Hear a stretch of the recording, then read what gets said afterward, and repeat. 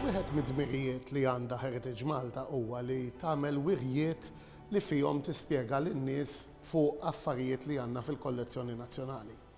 Barra minn hekk Heritage Malta minn żmien għal żmien tagħmel ukoll wirjiet ta' oġġetti li jiġu importati minn barra minn Malta.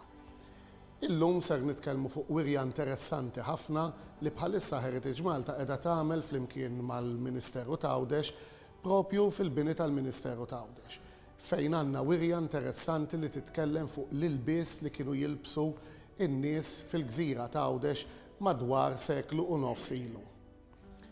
Hawnhekk naraw wirja li turi kuntrast bejn in-nies li kellhom influwenza jew aħjar li kienu jgħixu fl-inħawi tal-Port il-Kbir u n-nies li kienu jgħixu fl-inħawi rurali tal-Gżejjer Maltin, speċjalment fil-Gżira ta' Għawdex. L-iżolament tal-Gżira ta' Għawdex kien iżomma milli tiżviluppa jew aħjar iddaħħal drawwiet li kienu qegħdin jidħlu u jitħaltu magħhom il-Maltin li kienu jgħixu fl-inħawi tal-port. Hawnhekk ser naraw studju interessanti ħafna ta' kif in-nies kienu jilbsu u kif kienu jippreparaw ħwejjiġhom. Xi ħaġa importanti ħafna li mhux sempliċiment tara libsa ta' bniedem jew ilbies li kien jilbes, imma tifhem kif dan il-ħwejjeġ kienu jsiru.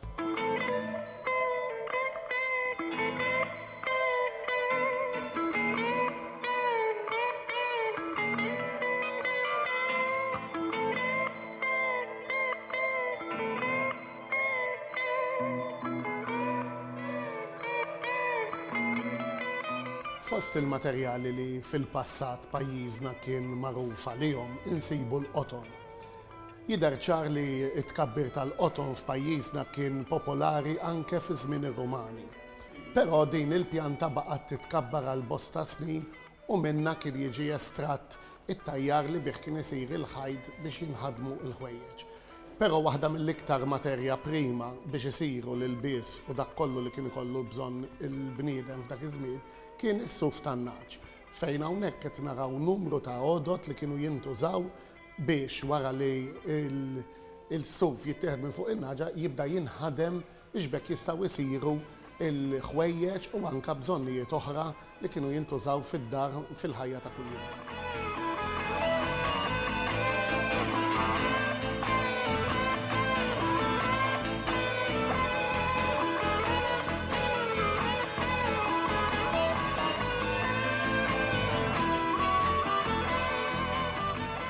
Mill-iktar affarijiet li bih permezz tiegħu kienu jiġu prodotti l-ħwejjeġ kien in-newl.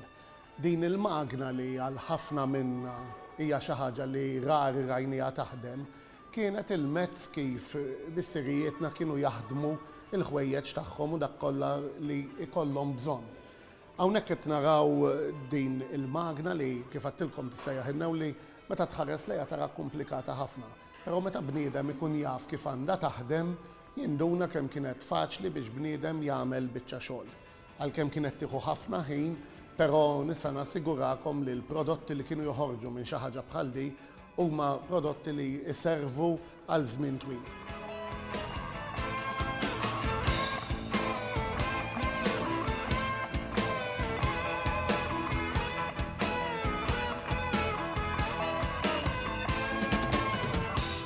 Minnew l-wieħed seta' jaħdem l-ilbies tiegħu bħalma naraw f'diversi manikini hawnhekk l-ilbies li n-nies kienu jużaw fil-ħajja ta' kuljum u mbagħad għandek ukoll il-libsa li kienu jilbsu nhar ta' ħadd jew nhar il-festi.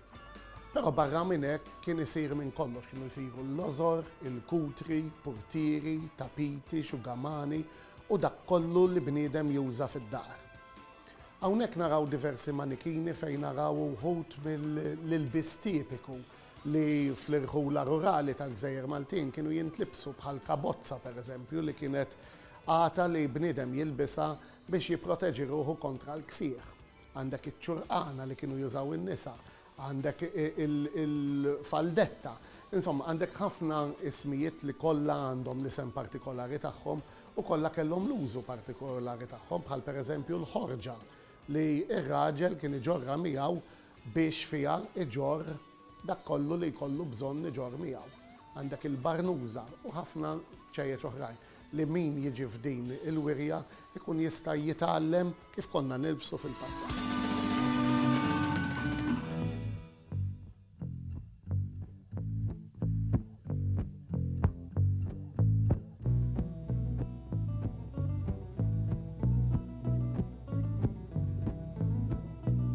Apparti li fil-vetrini qed naraw l-ilbies li kienu jintlibsu fil-ħajja ta' kuljum, magħhom naraw ukoll l-aċċessorji li kienu jintużaw fil-ħajja ta' kuljum, bħal pereżempju l-għodda li l-bidwi kien juża fl-għalqa, il-qfief li kienet tuża l-bejjija tal-frawli u tal-frott u tal-ħxejjex, il-ġarar li kien jinġar l-ilma fihom u ħafna affarijiet oħrajn. Barra minn hekk hawn numru ta' informazzjoni fuq il-ħitan fejn bl-istampi jgħid ħaġa b'ħaġa kif kienu jissejħu u kif kienu jintużaw jew jintlibsu. Din hija kollha informazzjoni importanti għax għall-ġenerazzjonijiet tal-lum żgur li ħafna minnha ma niftakrux li l-poplu tagħna jilbes dat tip tal-bies u juża dawn l-affarijiet li hawn hawnhekk. Għalhekk meta bniedem jiġi hawnhekk apparti li qed jara il-mod kif huma konservati tajjeb dawn l-ilbies li għandu issa numru ta' żmien mhux ħażin, jifhem ukoll kif kien jintuża u kif kien jissejjaħ. Ħaġa żgħira li aħna żgur li niftakruhom dat-tip tal-bies fuq il-pasturi l-antiki tat-tafal li kienu jkunu libsin b'dan il-mod.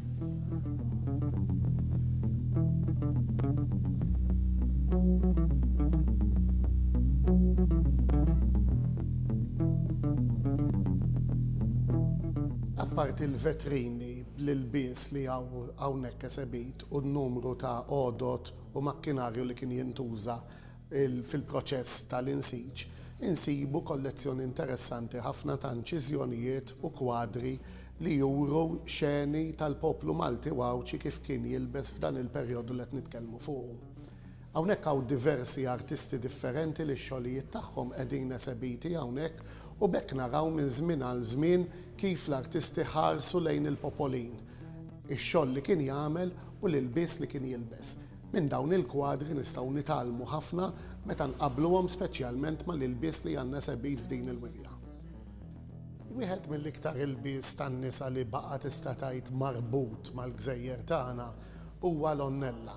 Dan it-tip tal-bies kien jintlibes meta bniedem imur lejn il-belt jew inkella jkun ħiereġ għal xi okkażjoni. Dawk li huma ta' ċertu età għadhom jiftakru l-anzjani li kien għadhom joħorġu bl-onnella sa ftit ta' snin ilu prattikament kien hawn min għadu jilbes l-onnella. Però llum il-ġurnata din it-tip tal-bies inqata' kompletament. Għalkemm illum naraw diversi rappreżentazzjonijiet tal-onnella f'diversi attivitajiet folkloristiċi, però żgur li kieku kellna nesperjenzaw in-nies jilbsu b'dan il-mod, naraw l-eleganza li kienu jilbsu bih fil-passat in-nisa tagħna.